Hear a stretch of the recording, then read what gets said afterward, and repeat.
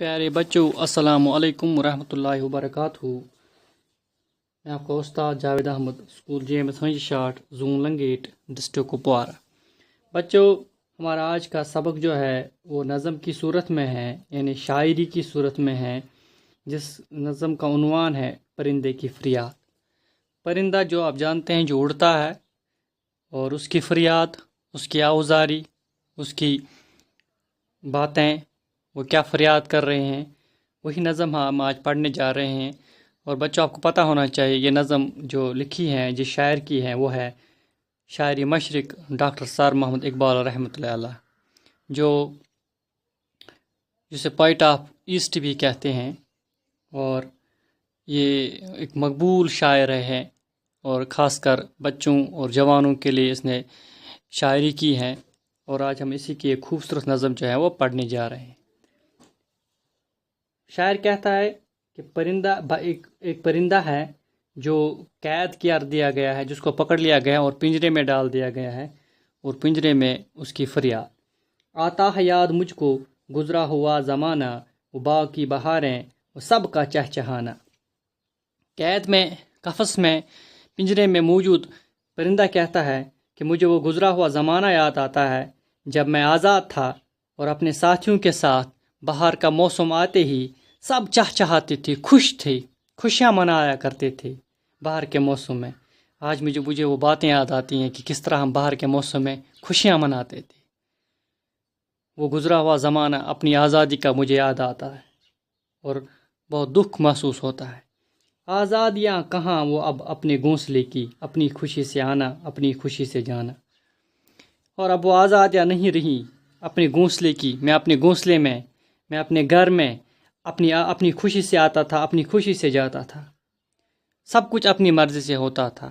بچوں، جو انسان یا کوئی جانور ہو جس کو قید کر لیا جاتا ہو، وہ پھر اپنی مرضی سے کچھ نہیں کر پاتا ہے، نہ مرضی سے باہر جا سکتا ہے، نہ اندر آ سکتا ہے۔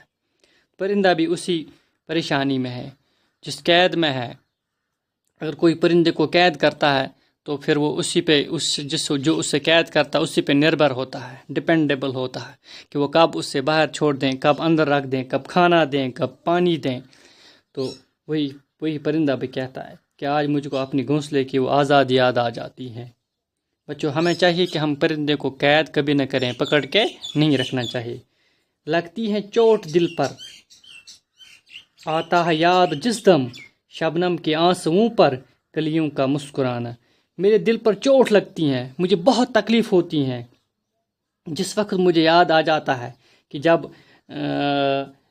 جب شبنم جو ہے، جب وہ کلی پہ پڑتا تھا، اور صبح سورج کی کرنیں جو ہیں جب وہ اس شبنم پر پڑتی تھی، تو شبنم آہستہ آہستہ اس کی زندگی جو ہے، سورج کی کرنوں کے ساتھ ہی اس کی زندگی جو وہ ختم ہونے لگتی تھی۔ شبنم کے آنسو نکلتے تھے، کیونکہ وہ ایک طریقے سے مر جانا ہوتا تھا اس کو۔ تو کلیاں جو تھی وہ مسکراتی تھی۔ وہ یہاں کلیوں کا مسکرانا ہے، کیونکہ جب صبح کا شبنم جب پھولوں پہ، کلیوں پہ پڑتا ہے، تو ان کے لیے وہ زندگی کا پیغام لاتا ہے۔ وہ ان کو وہ کلیوں کو کھلنے میں مدد کرتا ہے۔ لیکن دوسری جانب شبنم جو ہے خود مر جاتا ہے، وہ کلیاں مسکرایا کرتی تھی۔ تو وہ سب چیزیں جو ہیں، وہ یہ سب خوبصورت منظر جو ہے، مجھے جس وقت یاد آ جاتی ہیں تو میں اندر ہی اندر میرے دل کو جو ہے بہت تکلیف پہنچتی ہیں، میرے دل پہ چوٹ لگتی ہے۔ وہ پیاری پیاری صورت، وہ کامنی سی مورت، آباد جس کے دم سے تھا میرا آشیانہ۔ بچے کو اپنا ننھا منا سا اپنا بچہ جو ہے، خوبصورت بچہ جو ہے، معصوم بچہ جو ہے، اس کی صورت اس کو یاد آ جاتی ہے، کیونکہ پرندہ خود قید میں ہے، اور بچہ کہاں ہے اس کا؟ اپنے گھونسلے میں۔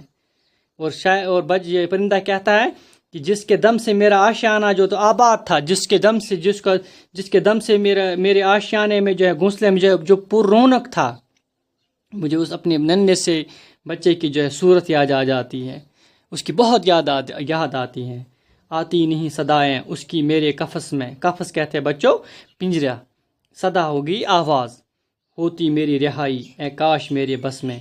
اس کی آواز مجھے یہاں سنائی نہیں دیتی تھی پنجرے میں، مجھے ہر وقت اس کی ننھی سی آواز جو آیا کرتی تھی، لیکن یہاں نہیں آتی ہیں اس کی۔ اب میں اس کی آواز سننے کو ترس گیا ہوں۔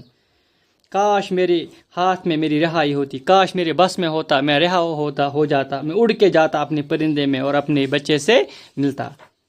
کیا بد نصیب ہوں میں، گھر کو ترس رہا ہوں، ساتھی تو ہیں وطن میں قید میں پڑا ہوں۔ کتنا بد قسمت ہوں میں، میرے ساتھی وطن میں ہیں اور میں یہاں قید میں ہوں۔ میں اپنے گھر کو ترس رہا ہوں، گھر کے لیے ترس رہا ہوں، گھر کے خوشیوں کے ترس رہا ہوں، اس گھر کے لیے جس سے میں جہاں میں اپنی مرضی سے اٹھتا بیٹھتا تھا اس کو ترس رہا ہوں، لیکن میں قید میں ہوں اور میرے ساتھی وطن میں ہیں اور میں اکیلا پڑا ہوا ہوں۔ گویا کہ پرندہ جو ہے وہ اپنے آپ کو بدنصیب کہتا ہے کیونکہ قید کر لیا گیا ہے، اپنے گھر کو ترس رہا ہے، اس کے ساتھی وطن میں ہیں اور وہ خود اکیلے کہاں پہ ہیں؟ قید میں پڑا ہوا ہے۔ بچوں، اس نظم کا اگلا جو حصہ جو ہے انشاءاللہ ہم کل کے سبق میں پڑھیں گے۔ تب تک کے لیے اپنا خیال رکھیں۔ اللہ حافظ۔